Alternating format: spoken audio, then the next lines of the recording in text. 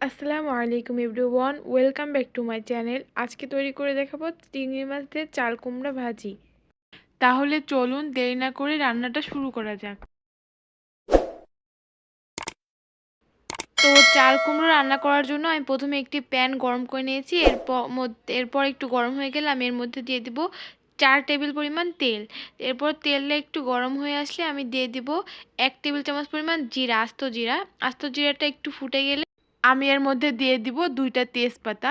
এরপর দিয়ে দিচ্ছি 1 কাপ পরিমাণ পেঁয়াজ কুচি, আর দিচ্ছি রসুন কুচি দিয়েছি আধা কাপ পরিমাণ, আর কাঁচা ঝাল দিয়েছি। ঝালটা হচ্ছে আমি দিয়েছি 5টা ঝাল, মানে মাঝখান থেকে ফেলে দিয়েছি। আপনারা ঝালটা আপনাদের পরিমাণ মতো দিবেন, যদি ঝাল বেশি খান তাহলে একটু বেশি দিবেন, আর কম খেলে একটু কমিয়ে দিবেন। আর চিংড়ি মাছ দিয়েছি আমি, দেখেছেন চিংড়ি মাছ দিয়েছি 7 থেকে 8টা চিংড়ি মাছ।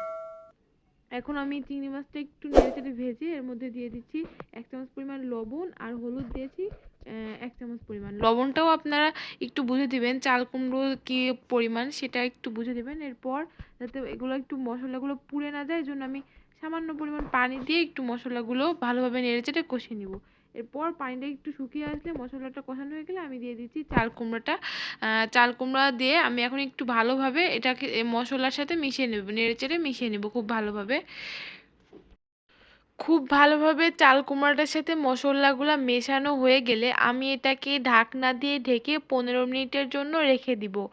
আপনাদের চাল কুমড়াটা যদি সদ্য সদ্য বাজার থেকে কিনে আনা হয় তাহলে এটা 15 মিনিটেই সেদ্ধ হয়ে যাবে।